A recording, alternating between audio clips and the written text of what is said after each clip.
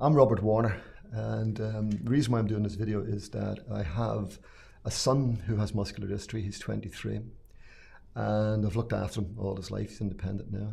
Top of that too, my own background was that I'm a retired social worker. I was in social worker for 36 years. So consequently, I have an experience of dealing with children, dealing with filling in forms, dealing with the Department of Works and Pensions across a variety of experiences. And what I want to do is share those experiences that I've had in filling in my own son's DLA application when he was a child, and laterally when it transferred to personal independent payments, PIP. And I had to fill in the application form for him. And I just want to share with you how I went about it. Emphasising both applications were actually successful on the first return. That's really good to know, Robbie. Some people find that when they submit their form, it doesn't get past the first time, it's rejected. And to redo it all over again, it can be a really lengthy process. Mm-hmm. So how have you found it going from the paediatric, the children's side, right through into the adult side with the different forms? I think you're right. It is a lengthy process. There's no two ways about it. And when you get that form and you see it, if you get the DLA form for children, it's something like about 40 odd pages, 72 questions that you've got to go through. So you would be daunted by that, just looking at it. But I would emphasize to you, don't be. The other thing I would say before you even start to fill it in, you have to prepare yourself, I think, mentally to fill in such a form.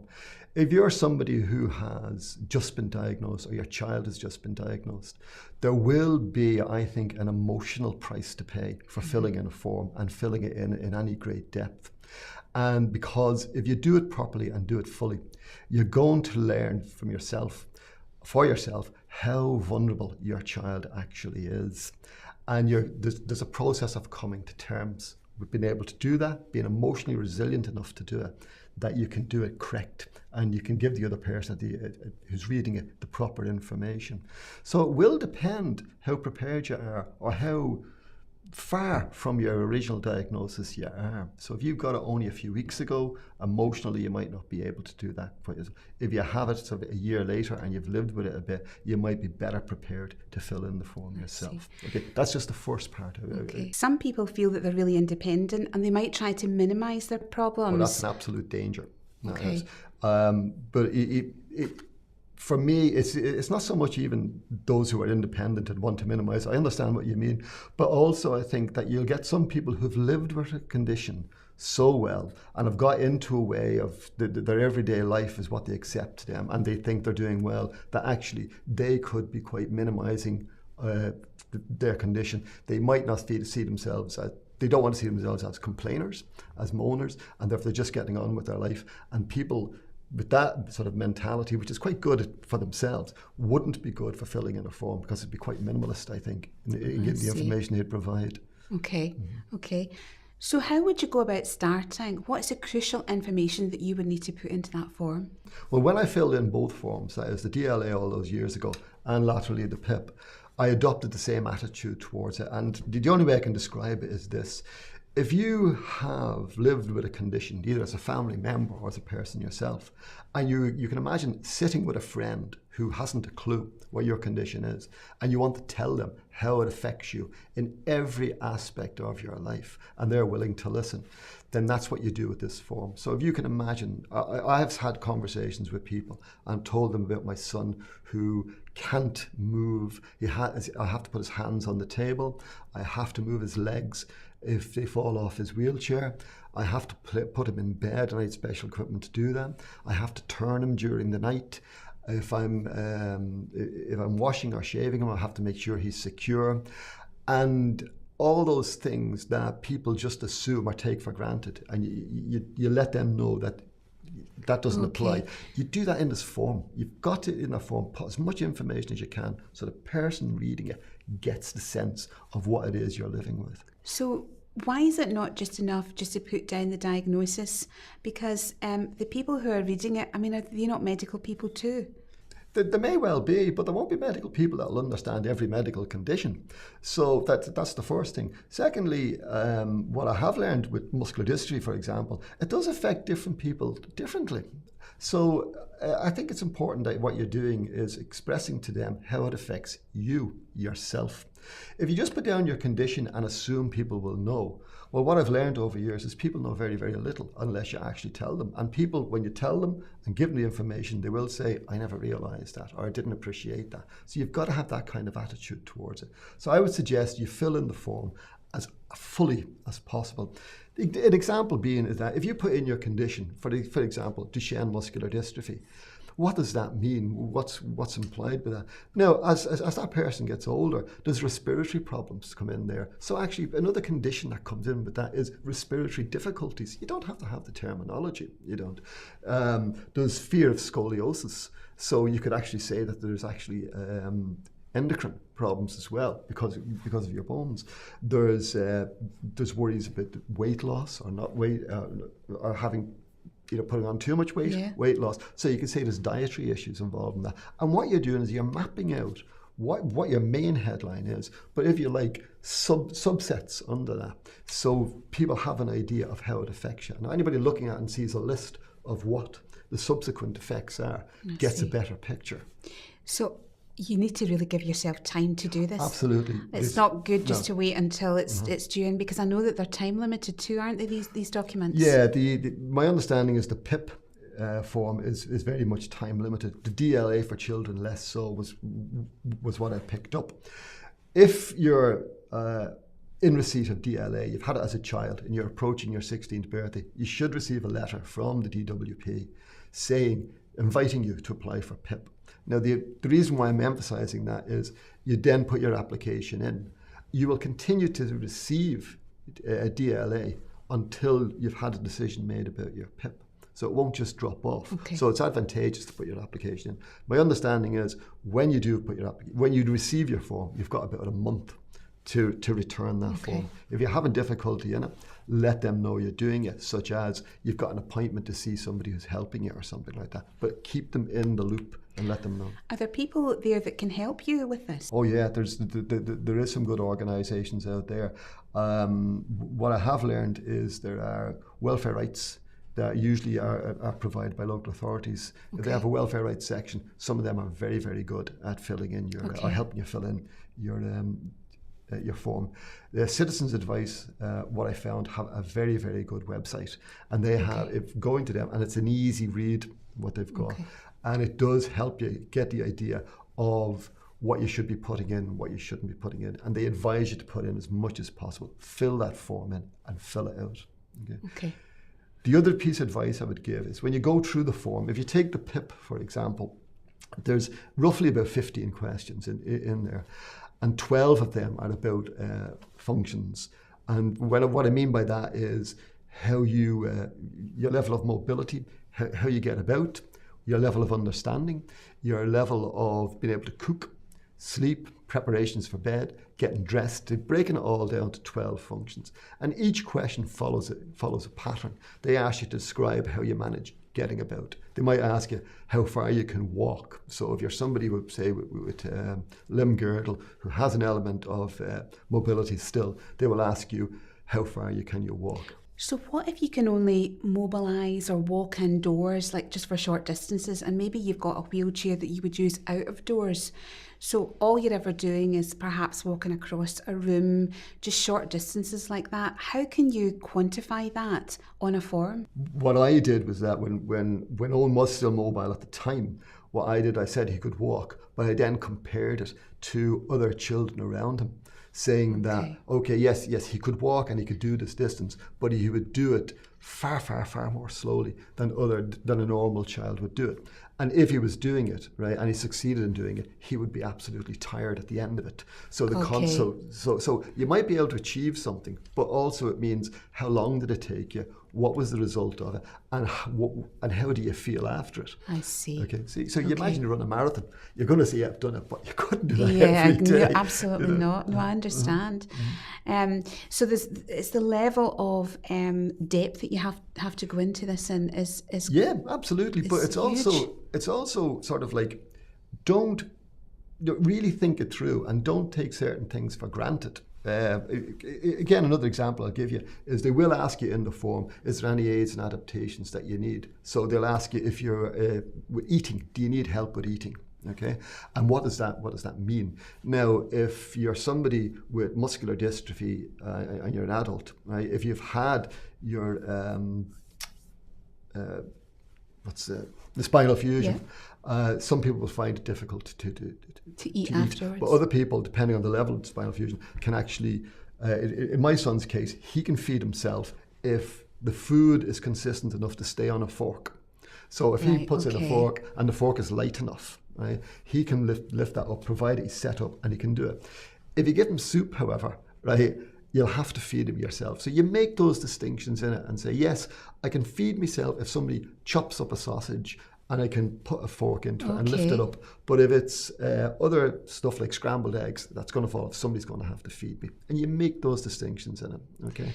Yeah. So that's just one aspect. But the other thing too is, see, they'll also ask you again, similar format, going to the toilet. Do you need any special aids and adaptations going for that? And people will take for granted they have a ceiling track hoist perhaps to put them on the toilet. Mention that you've got a ceiling track hoist, okay? If you have a special toilet like a closet, right, which is, mention that you need that closet mat and what it does and how the use of that closet mat spares your dignity and the dignity of your carers. Okay.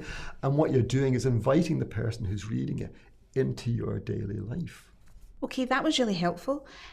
Some people feel that they can do things one day, but they maybe can't do it the next. They perhaps are too fatigued.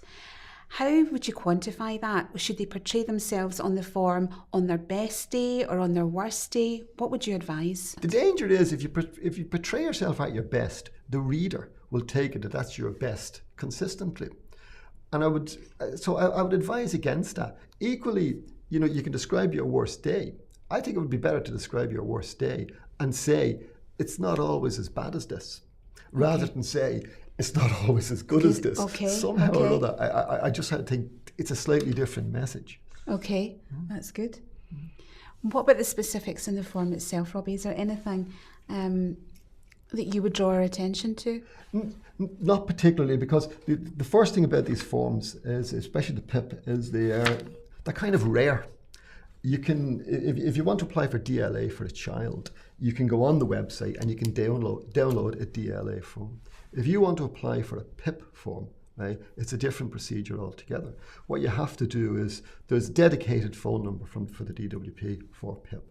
You phone them up. Now, when you phone them up, you'll have to have, I think, 6 pieces of information ready for your phone call. And that'll be very simple stuff in some respects.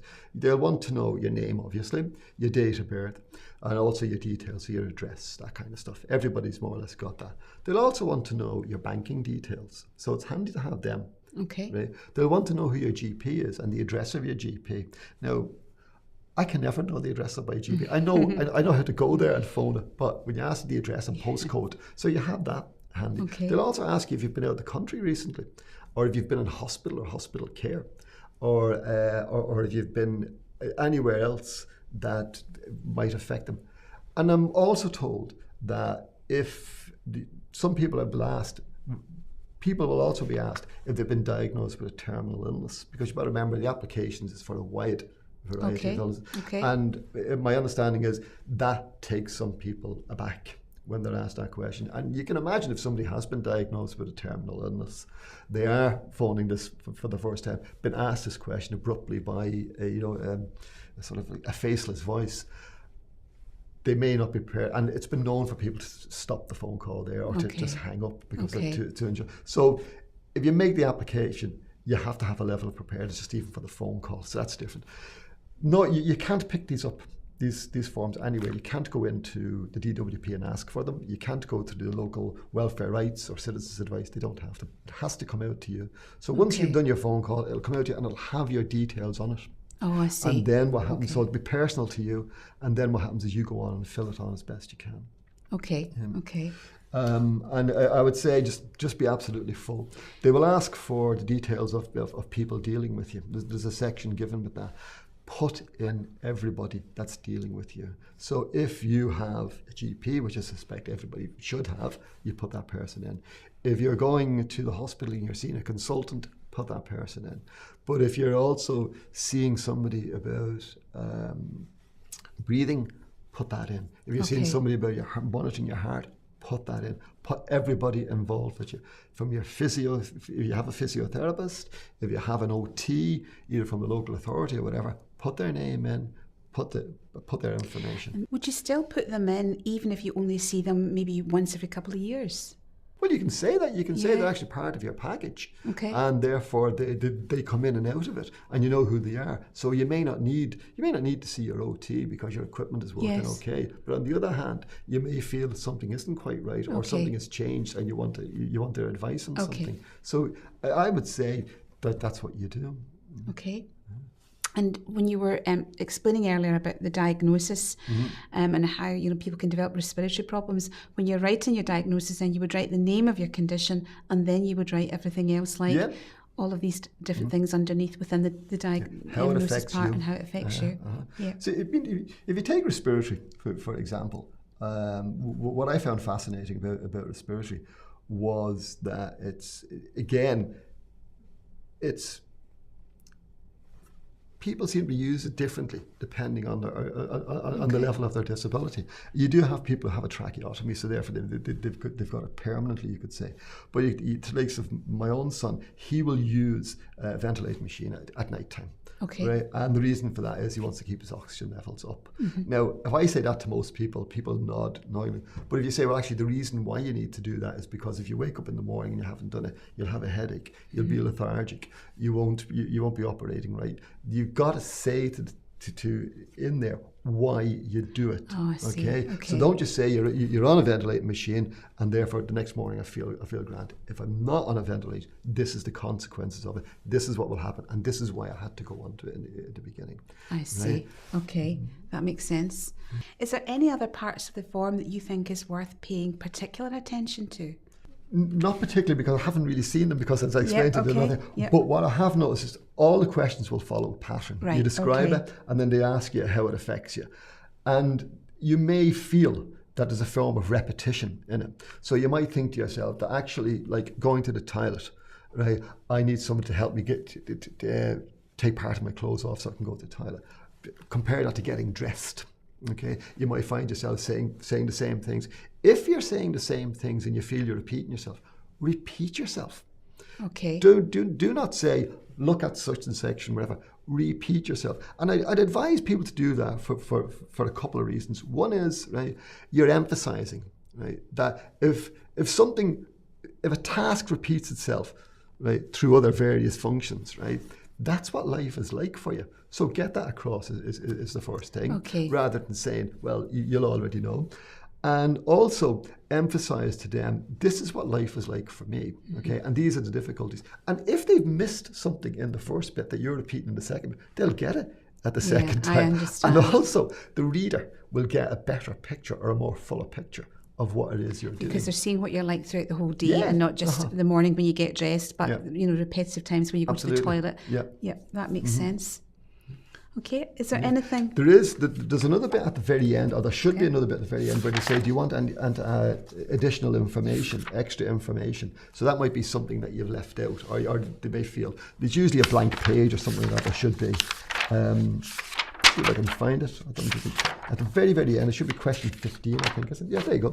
Additional information. Okay. And it's deliberately blank because there might be something in there you felt you haven't said. Now, if you're coming across people who find this daunting, there's a good chance that will be empty. Or I would say, fill that in, right, with anything you think is relevant. Okay. And even if you think you've said it, but you haven't emphasized it properly, or you haven't quite worded it the way you wanted, or you wanted an narrative, do it, because it'll do you no harm. So maybe even something like the social aspect, where people required to have an escort with them to go out somewhere, they would be able to say that this is how it affects their quality of life, their ability to socialise. There is a question in there about socialising, right? About going out and meeting people and all that, and ask you. But the way it's worded is, how are you with other people? Do you need somebody? Are you nervous? Are you anxious? That kind of stuff. And I don't know that, but there's additional information in their small block. So there you would say the reason why you need your carer with you is that if you're going out to a pub with your mates, right, or meeting people, somebody needs to lift a glass.